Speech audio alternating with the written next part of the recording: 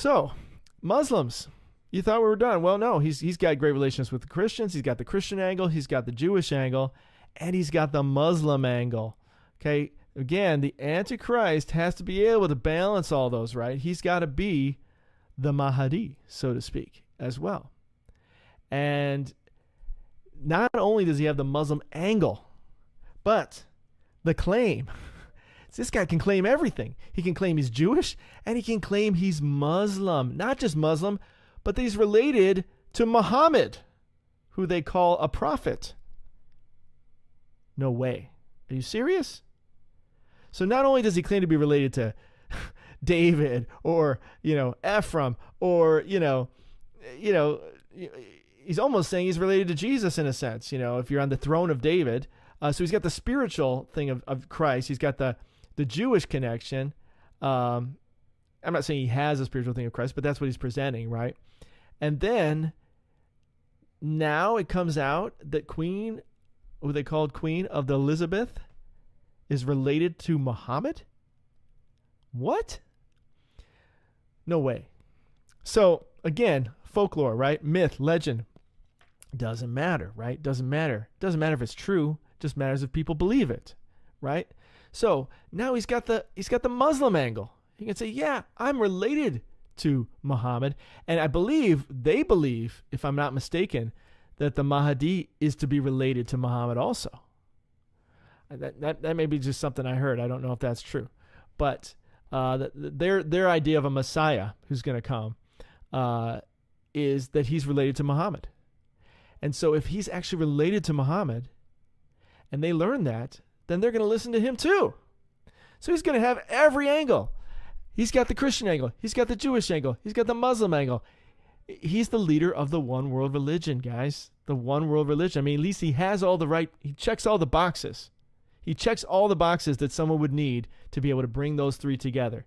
So they already got the buildings over there in Dubai. Is it Dubai? No, it's, I forget where it is, but it's over there in the Middle East. Forgetting what city that is. But they've already got the three buildings, right? The Abrahamic family house, they call it, where they got one for Jews, one for Christians, one for Muslims. Now you got the guy to lead that. And then, of course, you've got all the Pope for the Christians, not really for all the Christians, but, how the world thinks of it. You got the chief rabbis and you got the chief imams of Islam. And they're all coming together supporting him, saying, yeah, he's the dude. He's the guy. He's going to bring us all together. It's finally coming to pass. And they're all waiting for it to happen. They're all expecting it. So all he has to do is say, ta-da, here it is. And he's got the lineage. He's got the documents to prove it. He's like, see, I'm related to Muhammad. See, I'm actually a Jew. See, I'm a Christian, or whatever. I'm from the throne of David. I'm from the line of David. I've got it all. I've got all the Christian artifacts. I'm him. And unfortunately, most people would go along with something like that. So it says her Spanish ancestor who makes the royal family possible, descendants of Muhammad. Wow. That is something else, man. So not just that he has a Muslim connection, but that he actually has a blood connection to Muhammad, is what they're claiming. King Charles, who they call, has a unique relationship with Islam that could bridge divides. So they're already looking at him as a champion that could bring them all together, that could bring peace to the Middle East finally, right?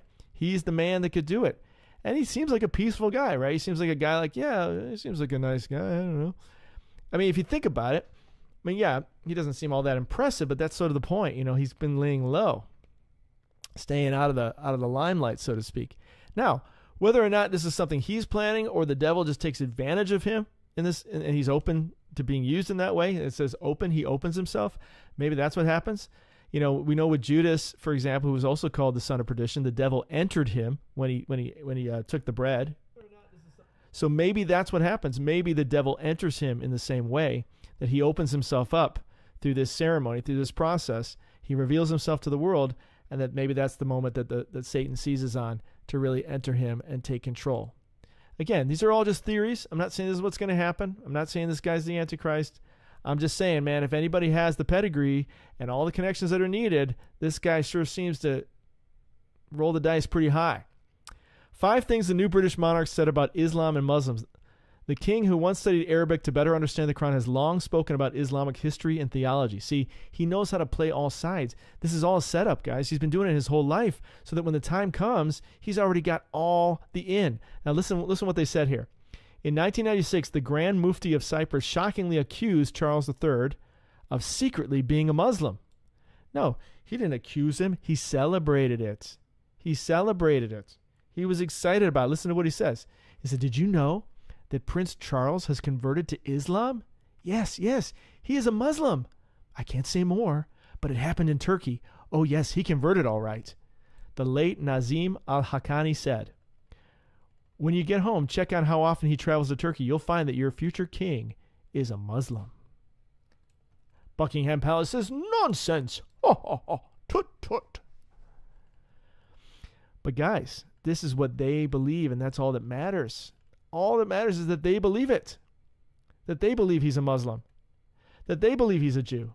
That they believe he's a Christian. That they believe he loves all those people and is going to care for all those people and take care of them and bring them all together. That's all that matters.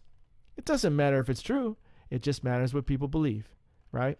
It's all a lie anyway. We know that. But isn't that amazing?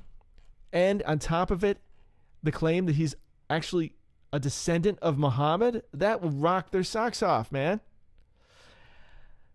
To top it off from there, they also gave him an honorary doctorate in Islamic Studies. So basically declaring him an expert in Islam, right? So the foremost Islamic institution in the Sunni Muslim world has decided to give Chucky the award in appreciation of his interest in Islam and his promotion of a greater understanding of Islam in the West. So he's got it all, guys. He's got all the pedigree he needs. He's got everything he needs, all the connections, all the people who love him, all the leaders. So all that matters is that the leaders love him, right? And if the leaders love him, they're going to go back and tell all their people to follow him. And they're going to say, yes, that is him. And they're going to trust their imams, or they're going to trust their rabbis, or they're going to trust their priests. They're going to trust these people because that's what they do. They don't trust God. They don't actually pursue God on their own and have a personal relationship with God. Instead, they follow God through people. And so they worship people. And so if these people that they worship say, yes, this is the man, then they're going to go along with it. They're not going to fight it, because the only people that would fight it would be the leaders. And if he's already got the leaders in his back pocket, it's done. Game over. He's the dude. He's the dude. He at least has all the right pieces to be the dude, right? He's got all the right pieces in place to be the guy that could make this happen, that could make this covenant happen.